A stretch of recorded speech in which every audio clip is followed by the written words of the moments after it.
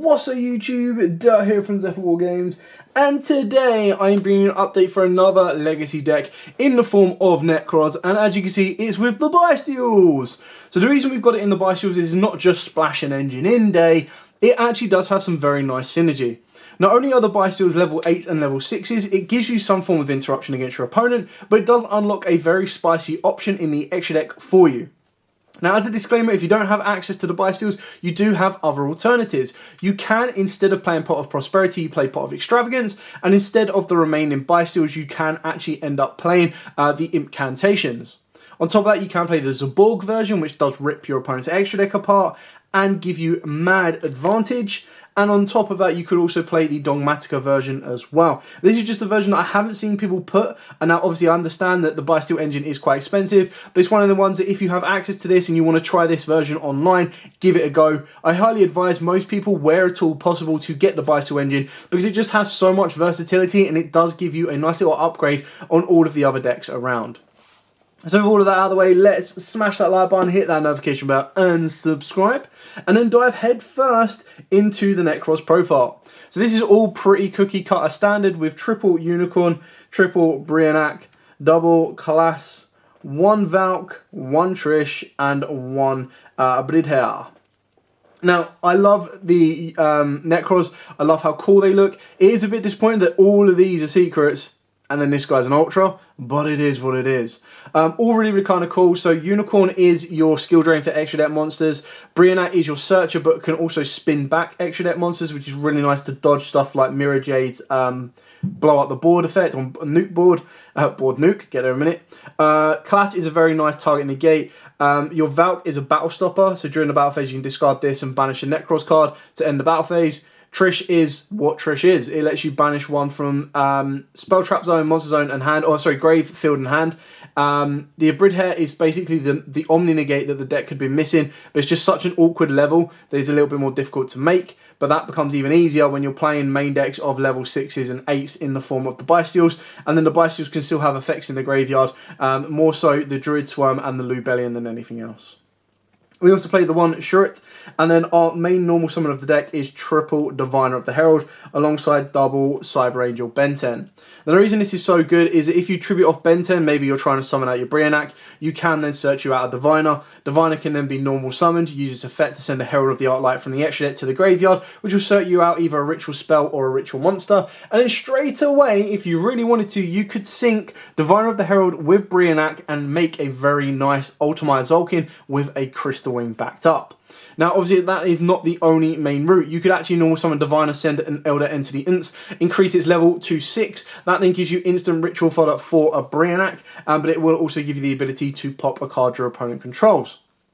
If you really didn't want to, you didn't have to use Diviner's effect. You can leave it as a level 2, and then you could unlock some additional plays for synchro plays. So if you've already got a Brionac, you can just normal summon Diviner, no effect, make a level 8 synchro.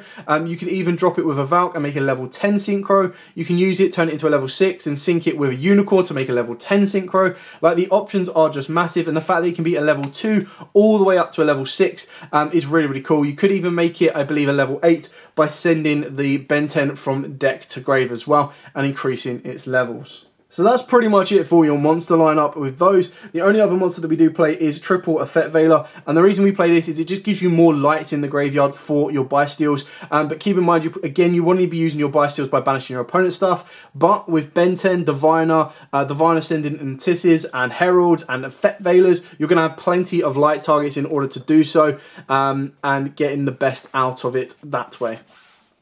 For the other ritual monster cards as well, we are playing triple Preparation of Rites, so search you out your Unicorn, your Brionac, and even your Benten. Alongside double Kaleidoscope, one Circle. I am contemplating putting this up to 2, alongside one Mirror. Now, Kaleidoscope, for those of you that don't know what it does, this will allow you to use monsters from your extra deck to ritual summon Necroz monsters, and it is equal monsters with levels equal or combined equal level of the monster you send. So the standard play is you send your Herald of the Arclight and you summon out your Unicorn. That will then give you a search of Herald of the Arclight for something like a Valk, and that will protect your Unicorn from being destroyed by a Valk, because you can just Valk it and go from there. Alternatively, what this means is if you send a 10 from your extra deck to the graveyard, you will then have the ability to ritual summon a Unicorn and a Brionac. You can also send a 12, and that can give you access to Trish and Class, or it can give you a Valkyries and a Unicorn as well. Like, you just do the math, you've got plenty of options. So that is it for all of the ritual cards involved in this deck. Nice and to the point. For the Bystials, again, pretty standard on this one. I only own 2 Bystial Lubellions, so I'm going to be playing 2 of those. Triple Magnemute, double Druid Swarm, and a single Soronir. And then off the back of that, we are playing Triple Pot of Prosperity, 1 branded Regained, and 1 branded Beast. Back row form of interruption, form of recycling your Diviners, your Ben 10s, drawing as well, reviving these guys, boss monster, all forms of interruption, DD Crows, everything you need. The best thing about this one is if you actually summon out your Druid Swarm, you can then use it as ritual material for a Brionac, and that will then allow you to send. Keep in mind that with the Necroz monsters, all of the levels from 7 up to the Brithair, which I believe is a 10 now, or an 11, they can't be used. They can't be summoned using a monster whose level matches it exactly. So what I mean by that is when you're using a ritual summon, you will need to use multiple monsters to make it, unless you are using Shuret, which will cover the entire levels. But because these are level 6s, that's where it gets really, really cool, because it will then give you the access to the Brionac to kind of not only send a monster, a special monster, but you can also bounce special monsters as well. Like I said, if you don't have the Pot of Prosperities and you don't have the Brandage, you can the Bystial, sorry, you can go into the Incantations, and you can also go into the Dogmatica version as well. Moving on to the extra deck, of course, the main card you're going to want to send to the graveyard, because they will give you forms of effect, is your Herald of the Arclight. You're totally awesome. Your Psyframe Lord Omega, because this can recycle itself. This will recycle an Aqua. This is obviously going to be more so if you play the Nadir package and if you play the Zaborg package. But in this particular version, you're probably going to be using it more so to send Elder Entity Unts. So if you're not playing those or siding those, this would then become a free Unts. And this becomes, these have double purposes, because they can both be sent off of Diviner of the Herald and can both be sent off a Kaleidoscope to make Unicorn. The other Synchros that we play is the one Baron de Fleur. If you don't have access to it, don't worry, you put in any level 10 you want. This is in here because you can actually make it. If you don't have this, another alternative is Satellite Warrior. I quite like that because you'll be putting these cards in the graveyard anyway. We've then got the one Ultimate Zulkin and your Crystal Wind combo that I explained in the previous in the video. And then you can actually make a level 12. So to make your Zulkin, you need a level 6, which is a Bystial plus a Diviner. So literally open up one level 6 Bystial plus a Diviner. You go normal summon Diviner, send Herald. Herald searches you out a ritual monster or a ritual spell.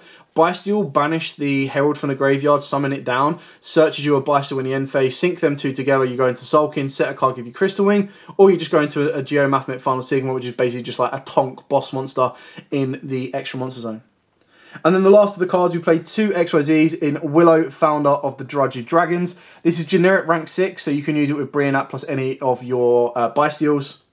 Abyss Dweller, a little bit more difficult to actually make because we're not playing Manju, but it's just one of the ones where if you have the ability to make it, then you go for it, and that will lock your opponent out of the extra deck.